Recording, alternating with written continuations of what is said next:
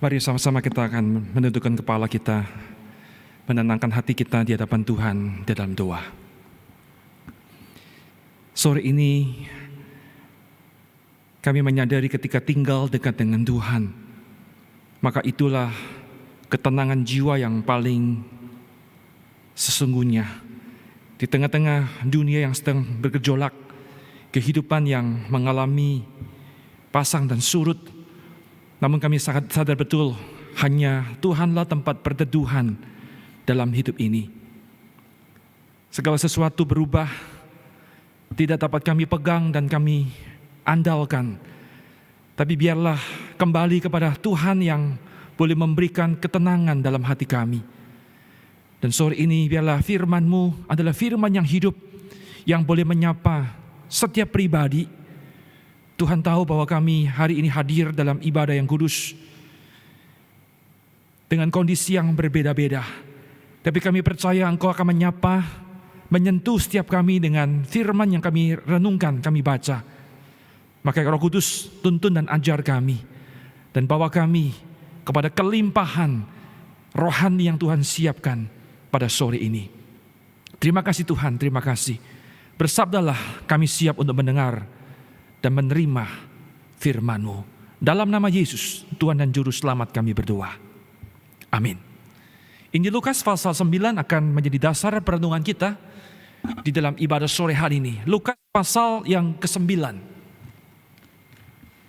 Sebuah kisah, sebuah perikop yang saya percaya cukup kita kenal di dalam minggu-minggu khususnya Prapaskah yang menjadi sebuah perjalanan Yesus menuju kayu salib.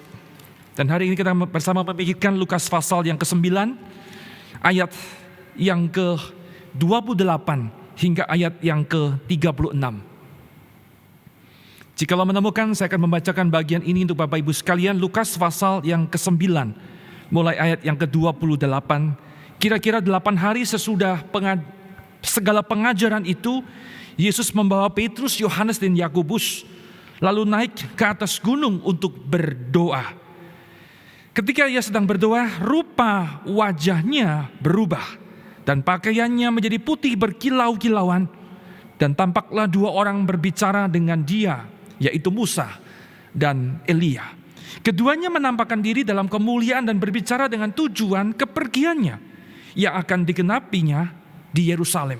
Sementara itu Petrus dan teman-temannya telah tertidur, dan ketika mereka terbangun, mereka melihat Yesus dalam kemuliaannya dan kedua orang yang berdiri di dekatnya itu. Dan ketika kedua orang itu hendak meninggalkan Yesus, Petrus berkata kepadanya, "Guru, betapa bahagianya kami berada di tempat ini. Baiklah, kami dirikan sekarang 3 kemah, 1 untuk engkau, 1 untuk Musa, dan 1 untuk Elia." Tetapi Petrus tidak tahu apa yang dikatakannya itu. Sementara itu ia berkata demikian, datanglah awan menaungi mereka. Dan ketika mereka masuk ke dalam awan itu, takutlah mereka. Maka terdengarlah suara dari dalam awan itu yang berkata, "Inilah anakku yang kupilih, dengarkanlah dia."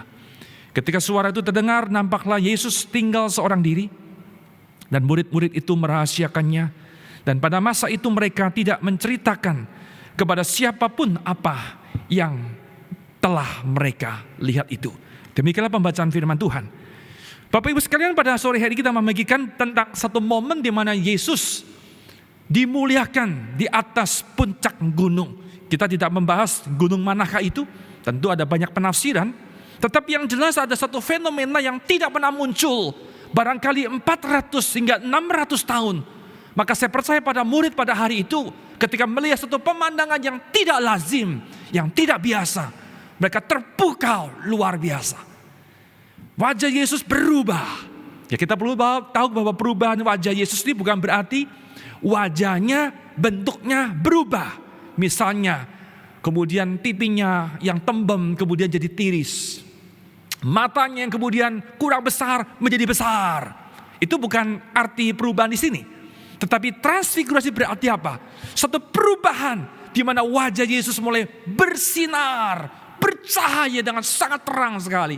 Dan jubah Yesus adalah jubah yang berwarna putih yang berkilau-kilau. Injil Markus mengatakan bahwa tidak ada warna putih yang ditemukan sepanjang dunia seperti warna putih yang Yesus pancarkan di dalam transfigurasi, dalam kisah yang kita baca tadi. Itulah yang namanya sebuah transfigurasi. Jelas sekali hari ini berbicara apa? Bicara soal kemuliaan daripada Kristus. Bicara soal apa? Soal keilahian daripada Kristus sendiri. Dia yang adalah Allah kemudian datang menjadi manusia, mengalami sebuah perendahan. Tetapi dalam momen perjalanan itu, kemudian Allah mengangkat dia. Allah memberikan sebuah antisipasi, sebuah kemuliaan yang kemudian diberikan kepada Kristus. Maka sore ini kita sama memikirkan, Tuhan memberikan sebuah pelajaran apa di balik sebuah kisah yang namanya Yesus dimuliakan di atas gunung ini. Ada dua hal kita pikirkan sama-sama. Dua hal. Melalui momen transfigurasi kita belajar yang pertama yaitu Tuhan ingin memberikan cicipan kemuliaannya. A foretaste divine glory. Allah menghadirkan sebuah cicipan. Memang kemuliaan yang puncak, yang klimaks belum tiba. Maka Allah memberikan cicipan-cicipan kepada para murid untuk melihat bahwa Yesus yang mereka percayai, Yesus yang mereka ikuti, memberikan kemuliaan yang luar biasa. Bapak Ibu sekalian, kita tahu bahwa kalau kita menyimak akan kisah Tuhan Yesus, hidup Kristus di tengah-tengah dunia. Misalnya saya mengutip daripada surat Filipi pasal kedua. Anda perhatikan akan gambar ini. Ini adalah sebuah jalan kudus. Adalah sebuah pola yang kemudian muncul atau terjadi dalam kehidupan Tuhan Yesus. Dia adalah Allah, Kristus adalah Allah. Dan kemudian dia datang ke dalam dunia. Dia berinkarnasi, dia mengosongkan dirinya. Dia menjadi daging, dia menjadi manusia. Anda perhatikan, yang adalah Allah, yang adalah roh adanya. Sekarang dia mengambil bentuk daging. Maka panahnya turun ke bawah. Ada sebuah penurunan, ada sesuatu yang kemudian mulai berkurang seolah-olah.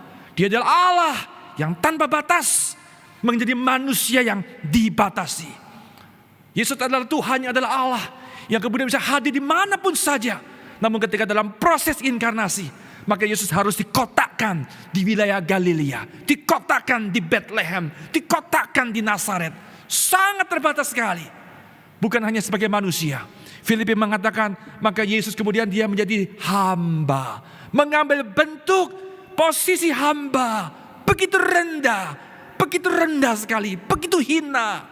Sekali lagi, panahnya makin turun. Dan kemudian hamba adalah hamba yang kemudian mati. Bagaimana cara kematian Yesus? Bukan mati yang normal, bukan mati yang biasa, bukan mati yang lazim pada masa itu. Tetapi dia harus melewati sebuah proses yang namanya penyaliban. Sebuah hukuman yang paling nista, yang paling hina. Itulah ditempuh di dalam jalan kudus daripada Kristus. Satu kata saya pakai, sebuah perendahan, serendah-rendahnya, seturun-turunnya, sehina-hinanya dijalani oleh Kristus. Tetapi kemudian ayat 9 Filipi 2 ada sebuah titik balik. Dikatakan Allah kemudian mulai meninggikan Kristus. Setelah dia turun setelah titik yang paling rendah, kemudian Allah mulai menaikkan dia. Allah mulai memuliakan dia. Allah mulai meninggikan dia. Allah mengaruniakan nama di atas segala nama. Setiap lutut akan bertekuk lutut. Setiap lidah akan memberikan satu pengakuan bahwa Kristus adalah Tuhan. Setelah inilah sebuah jalan kudus, sebuah pola yang menjadi perjalanan Kristus yang adalah Tuhan kita. Kalau ada kembali dalam Lukas 9 tadi yang kita baca. Sebelum Yesus berkhotbah tentang transfigurasi. Kalau Anda membaca perikop di atasnya, yaitu pasal 9, ayatnya yang ke-22. Maka di sana kita menemukan pola yang sama. Yesus berkata, anak manusia harus mengalami sebuah penderitaan, sebuah penolakan, bahkan pada akhirnya adalah sebuah kematian di atas kayu salib. Pola yang sama, saudara. Dia adalah Allah, menderita. Kemudian ditolak, dicampakkan oleh orang-orang di sekitarnya. Kemudian dia mengalami satu kematian di atas kayu salib. Tetapi kemudian apa yang terjadi? Dibangkitkan. Allah memuliakan dia. Satu pola yang sama. Dengar baik-baik. Ternyata pola ini, ternyata jalan kudus ini bukan hanya punya Kristus, tetapi jalan ini adalah jalan yang dia tinggalkan kepada saudara dan saya. Jangan pikir, waduh, Kristus seperti itu ya, mengerikan itu pola, tidak gampang. Ternyata ketika kau beriman pada Yesus Kristus, pola yang sama ini, jalan yang kudus yang sama ini adalah jalan yang dia berikan kepada dirimu dan diriku. Maka ayat yang ke-23, Lukas 9 tadi, 22 adalah pola jalan kudus Kristus. Maka ayat yang 23, apa Yesus katakan di sana? Ketika kamu putuskan mau ikut aku, Yesus katakan sangkal dirimu. Sangkal diri, deny yourself. Sesuatu yang nyaman, saudaraku. Satu lagi, pikul salibmu and follow me. Sama saudara polanya. Maka hari ini saya ingin Bapak Ibu sekalian sebagai orang-orang yang telah beriman, yang mengaku percaya pada Yesus Kristus, mari kita sadar, kita paham betul, engkau mengiring Yesus menjadi murid Tuhan. Engkau mengaku saya mau ikut Tuhan selama-lamanya. Ternyata perjalanan kita adalah perjalanan seperti yang Kristus telah lewati. Seperti apakah itu? Lihat gambar ini. Ada penderitaan, ada penyangkalan diri, ada salib, ada kondisi yang tidak nyaman. Sekalipun di depan sana Allah menjanjikan ada glory, ada kemuliaan yang luar biasa. Seperti Kristus, dia dimuliakan, dinaikkan tinggi-tinggi sekali. Tetapi ingat, di dalam perjalanan ini kita melintasi sebuah perjalanan yang tidak mudah. Maka benar sebuah kalimat yang seringkali kita dengar. Kalimat yang mengatakan bahwa tidak ada mahkota tanpa salib. Tidak pernah ada sesuatu. Inilah pattern dalam kekristenan. Tidak ada kemuliaan tanpa sebuah penderitaan. Tidak ada kehidupan tanpa sebuah kematian. Tidak pernah sesuatu. Inilah kehidupan Kristus. Inilah kehidupan saudara dan saya. Inilah kekristenan itu sendiri. Tentu kita harus mengerti bahwa jangan berpikir bahwa iman Kristen adalah iman yang mencari-cari penderitaan. Jangan berpikir bahwa iman Kristen adalah iman yang kemudian suka dengan penderitaan atau mengidolakan atau mendewakan penderitaan. Bukan itu, sama sekali bukan. Tetapi ternyata tema penderitaan, tema tentang penyangkalan diri, tema tentang salib adalah sebuah perjalanan yang tidak terhindarkan dalam hidup seorang Kristen. Maka benar ada orang berkata seperti ini, ikut Yesus, percaya Yesus, menjadi Kristen adalah sesuatu yang mudah dan simpel. Sangat mudah.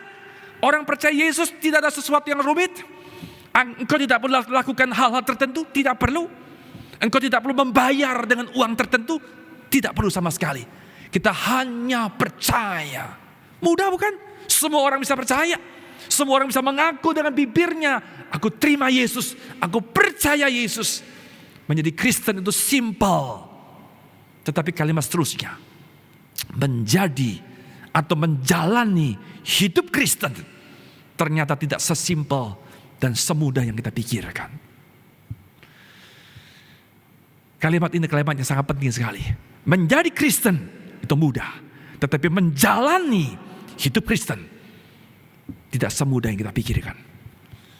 Maka saya percaya ketika Yesus berkhotbah Lukas 9 tadi, setelah mengatakan anak manusia menderita penolakan, penyaliban dan dibangkitkan, sebuah pola kudus. Kemudian dia meneruskan, barang siapa ikut aku, sangkal dirimu, pikul salibmu. Saya percaya para murid ketika mendengar mereka gemetar. Mereka kata, aduh, ini berat sekali, ini susah sekali, gak gampang ikut Yesus. Tetapi bukankah kami sudah meninggalkan segala sesuatu? Kami tinggalkan keluarga, kami tinggalkan perahu, kami tinggalkan profesi, tinggalkan rekan kerja, demi ikut yang namanya Yesus Kristus. Tetapi ternyata tidak mudah. Saudaraku, kita bersyukur kita punya Tuhan yang baik. Yesus adalah Tuhan yang mengerti segudang pertanyaan dalam diri hati para murid, di mana mereka berpikir, aduh tidak mudah ikut Yesus. Bagaimana? Oleh karena itu, maka di dalam kisah yang kita baca tadi, dalam Lukas 9 ayat 28, peristiwa transfigurasi memberikan sebuah jawaban kepada mereka. Ketika mereka putuskan ikut Yesus, sebuah perjalanan yang tidak mudah. Memang mereka menempuh di tempat ada glory.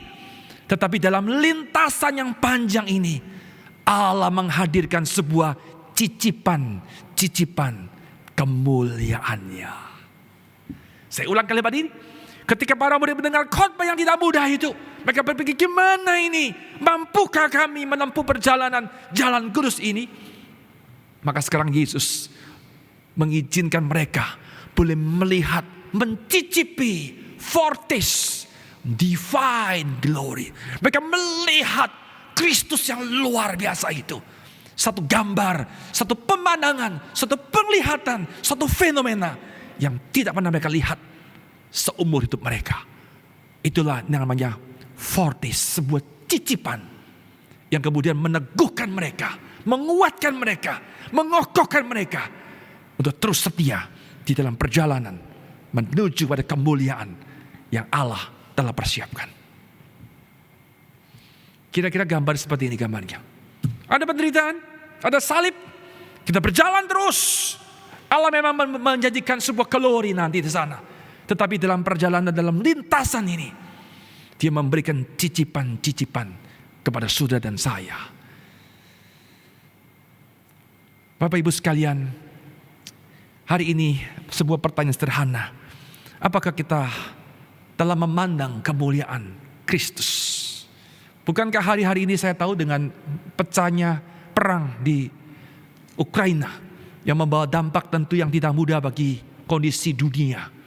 Harga minyak pasti akan memberi dampak yang besar. Harga-harga barang mulai merangkak naik. Kita nggak tahu sampai kapan situasi pandemi yang mungkin masih ada, yang belum selesai, muncul perang lagi di sana yang akan membawa dampak yang panjang.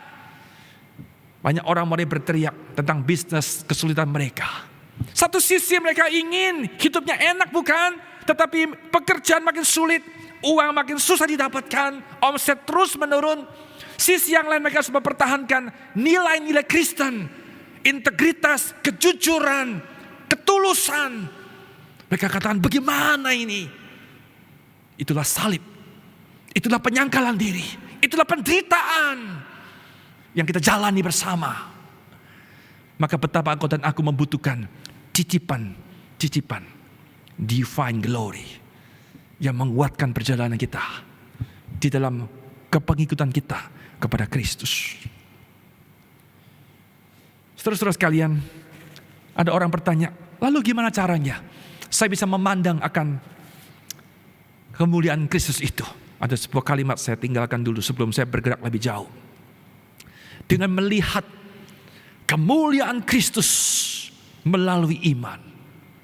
Perhatikan, melalui iman. Karena apa? Karena jelas kita gak mungkin kembali melihat peristiwa transfigurasi secara hurufiah. Gak bisa, jauh. Ini peristiwa hanya satu kali terjadi. Jangan bermimpi saya kemudian bertemu dengan Yesus yang kemudian berubah wajahnya. Gak mungkin terjadi lagi. Itu hanya satu kali, jauh. Alkitab adalah Alkitab yang sempurna, yang lengkap, yang cukup bagi kita. Tidak mungkin ada sesuatu hal yang terjadi di luar kitab suci. Tidak pernah ada. Maka saya mengatakan kita melihat the glory of Christ melalui iman. Tetapi apa hasilnya? Kita akan menemukan, we find rest, ketenangan dalam batin, dalam jiwa kita. Cicipan yang Tuhan hadirkan, sekalipun kita dalam lintasan perjalanan yang tidak mudah, tetapi akan memberikan sebuah ketenangan dalam hati kita. Betapa engkau dan aku membutuhkan memandang kemuliaan Kristus. Pertanyaannya, bagaimana saya bisa memandang kemuliaan Kristus?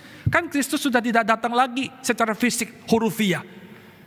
Saudara, bukankah setiap kali ibadah yang kita lakukan di dalam gedung gereja, di tempat inilah engkau dan aku sangat dimungkinkan untuk melihat kemuliaan Kristus. Amin. Di tempat inilah, saudaraku. Tapi berapa banyak orang Kristen yang datang gereja hanya bersifat rutinitas, asal minggu datang ke gereja, tetapi mereka kemudian kehilangan memandang kemuliaan yang Kristus miliki itu. Kayak para murid, bisa-bisanya mereka tertidur, saudaraku. Ini kan aneh, bukan? Tidur mereka, saudaraku. Pada satu fenomena yang begitu luar biasa, mereka tidur.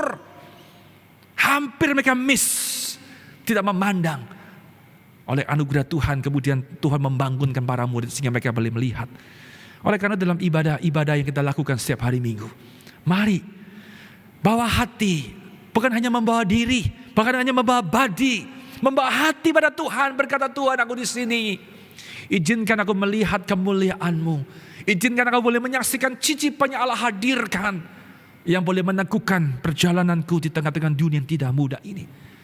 Aku rindu memandang akan kemuliaan daripada Kristus itu sendiri. Ini yang pertama, saudaraku. Yang pertama, melalui pengalaman transfigurasi, Tuhan menghadirkan sebuah cicipan yang begitu berharga tentang kemuliaan Kristus. Yang kedua, melalui peristiwa transfigurasi kita menemukan bahwa Tuhan itu adalah Tuhan yang memperlihatkan akan supremasinya. Supremasi berarti keunggulan. Ya, keunggulan, kesuperioran, kekuasaan yang klimaks, ketiadataraan daripada Kristus itu sendiri. Sebenarnya menarik sekali kalau Anda membaca kisah tadi. Permisi tanya, kalau Anda membaca dengan teliti, kalau boleh tahu, ada berapa pribadi di dalam cerita tadi?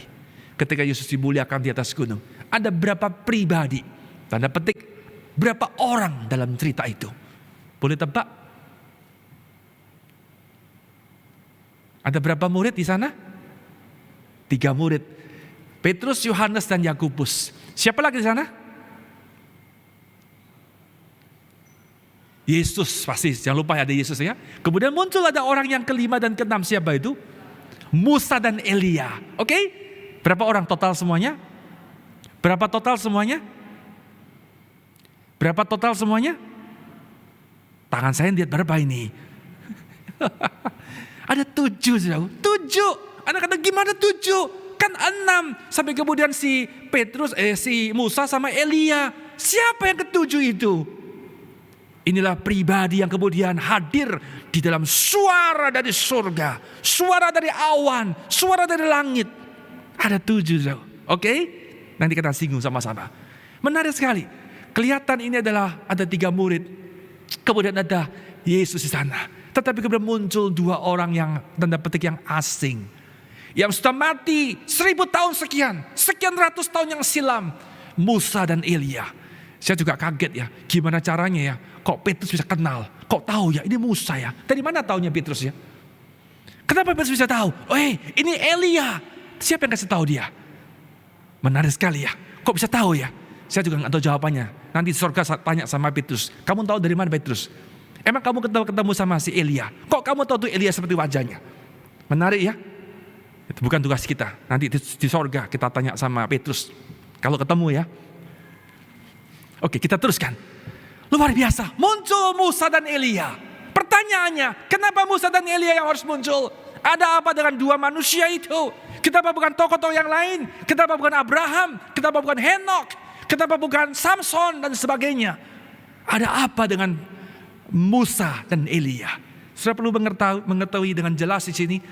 Saudaraku, 2 tokoh ini adalah tokoh yang sentral di dalam kitab Perjanjian Lama. 2 orang yang sangat penting sekali. Karena Musa, dia mewakili hukum Taurat. Taurat adalah bagian yang porsi yang begitu penting di dalam kitab Perjanjian Lama. Dan diwakilkan oleh manusia yang namanya Musa. Siapa Elia? Elia adalah mewakili para nabi di dalam perjanjian lama. Para nabi. Memang Elia tidak pernah menulis kitab, tidak pernah menulis. Tetapi Elia diangkat, dipercayakan sebagai nabi yang paling besar, yang paling berpengaruh, yang membawa umat kembali kepada Allah Yahweh. Maka Elia adalah mewakili seluruh nabi-nabi di dalam perjanjian lama. Saudaraku, bukankah Taurat dan kitab para nabi merupakan kekuatan daripada kitab suci perjanjian lama? Maka kemudian muncullah dua tokoh ini. Orang yang sangat penting sekali, orang yang sangat sentral sekali. Tetapi yang luar biasa Anda perhatikan ini. Ketika Musa hadir, ketika Elia hadir, kemudian mereka berbicara, mereka berdiskusi. Dengar kalimat ini. Mereka tidak pernah berbicara tentang siapapun juga. Tetapi mereka pointing, mereka menunjuk kepada satu pribadi yang jauh lebih besar, yang jauh lebih utama. Siapakah pribadi itu? Kristus sendiri. Ayat 31 dengan jelas dikatakan, dua orang itu berbicara tentang kepergiannya. Tentang kepergian Kristus menuju ke Yerusalem. Ini adalah peristiwa penyaliban Tuhan Yesus. Kepergiannya. Dalam bahasa aslinya dipakai terjemahan, diartikan yaitu Exodus. Kita kenal kata Exodus dari perjanjian lama. Keluarnya Yesus, keluarnya Kristus. Apa arti semua ini? Saya ulang dengan jelas. Musa, seorang pemimpin yang membawa umat Exodus dari negeri perbudakan. Itu Musa. Pemimpin besar Exodus. Siapakah Elia? Tadi sudah saya singgung. Seorang nabi yang mengembalikan umat Allah yang sudah meninggalkan Allah kembali kepada Allah yang sejati itu. Siapakah Kristus itu? Kristus adalah Exodus yang sejati. Exodus yang sesungguhnya melalui Kristuslah maka perbudakan dosa dibereskan. Bukan hanya perbudakan Mesir, bukankah perbudakan dosa adalah akar segala perbudakan yang ada di dalam dunia ini, dan Kristuslah yang membereskannya. Bukan dalam diri Musa, bukan dalam diri Elia, tapi dalam diri Kristus. Maka kita dimungkinkan kembali kepada Allah yang suci itu. Di dalam Kristuslah seluruh Taurat yang diberikan itu digenapkan oleh Kristus. Di dalam Kristuslah semua nubuatan kita para nabi digenapkan dalam diri Kristus. Maka ketika muncul itu Musa, muncul itu Elia, sesuatu yang mewakili perjanjian lama, semuanya itu digenapkan dalam diri Kristus. Terlihat dengan jelas supremasi, satu keunggulan daripada Yesus Kristus Tuhan kita. Saudara-saudara sekalian, namun sayang sekali apa yang kebenaran yang sangat hakiki ini kemudian tidak ditangkap oleh para murid, oleh 3 murid ini. Mereka nggak ngerti, nggak ngerti. Kemudian apa yang muncul? Akhirnya Petrus, begitu dia sadar ada sesuatu fenomena yang menakjubkan, lalu katakan, oke, ini kesempatan tidak boleh hilang nih. Maka buru-buru mereka katakan, Tuhan izinkan guru, izinkan kami membangun apa itu namanya kemah. Oke? Bangun kemah. Dia nggak mau turun dari gunung, dia mau stay lebih lama. Terus retreat di sana, menikmati keindahan bersama dengan Tuhan. Ini sesuatu luar biasa. Dengar baik-baik, itu sesuatu yang sangat keliru sekali. Ada 2 kekeliruan yang Petrus lakukan. Yang pertama, dia membangun, ada berapa kemah yang dibangun? 3 kemah. 1 untuk Yesus, 1 Musa, 1 Elia. 3 kemah mau dibangun. Yang kedua, kesalahan kedua adalah apa? Dia ingin apa? Dia mau bertahan di sana. Tentu Tuhan tidak ingin kita bertahan dalam sebuah fenomena itu. Tuhan ingin kita boleh turun dan membawa misi, mengerjakan apa yang Tuhan mau. Saya kembali dalam tiga kemah ini. Sudah jelas sesuatu yang salah sekali. Kata kemah yang dipakai di dalam Alkitab Indonesia, kalau saya cek di dalam versi King James, menarik sekali. Memakai kata apa? Tabernakel. Tabernakel. Apa itu tabernakel? Satu kata yang kita kenal di dalam kitab suci Perjanjian Lama. Di dalam perjalanan umat Allah keluar daripada Mesir. Satu kemah. Perhatikan kalimat ini. Tuhan tidak pernah memerintahkan umatnya membangun 3 tabernakel. 3 kemah. Tidak pernah. Ada berapa kemah? Hanya 1 kemah. 1 tabernakel. Di tempat itulah Allah hadir. Di tempat itulah Allah bersemayam. Maka Petrus mengatakan kami bangun 3. Ini ngawur. Dari mana itu? Maka ketika Petrus lagi berpikir, berdiskusi, kita bangun 3 tenda, 3 tabernakel. Ayat berikutnya mencatat ada sebuah interupsi dari surga. Tuhan di surga langsung memberikan interupsi, membatalkan, menggagalkan akan rencana Petrus yang tidak baik, yang tidak benar itu. Alkitab mencatat awan turun. Sekali lagi awan adalah simbol kehadiran Tuhan. Awan turun membuat mereka gemetar, mereka takut sekali. Dan perhatikan baik-baik. Di dalam awan itu terdengar satu suara yang berkata apa? Inilah anak yang kupilih. Perhatikan. Inilah. Yang ini. Bukan yang itu. Bukan Musa. Bukan Elia. Bukan siapapun. Yang ini kata Tuhan di surga. Inilah anak yang kupilih. Dengarkanlah dia. Setelah peristiwa itu. Musa hilang. Elia hilang. Tinggal Yesus seorang diri. Satu-satunya. Supremasi Kristus terlihat dengan jelas. Di dalam kisah pemulihan Kristus ini. Memang dalam Perjanjian Lama kita tahu bahwa Allah menurunkan hukum Taurat melalui Musa. Seolah-olah berkata, inilah hukumku. Inilah hukum yang kuberikan kepadamu, kata Tuhan. Tetapi sekarang Allah berkata, inilah anakku. Di mana anak yang sudah menggenapkan seluruh hukum, di mana seorang pun tak mampu menggenapinya. Kristuslah yang mampu menggenapkan. Anda melihat sini supremasi, keunggulan demi keunggulan yang melekat di dalam diri Kristus. Saudara-saudara sekalian, saya khotbah terlalu panjang dengan teori-teori yang sangat dalam, yang begitu kental sekali. Tetapi saya akan membawa kita dalam sebuah aplikasi yang praktis. Betapa pentingnya saudara dan saya boleh memandang kemuliaan Kristus.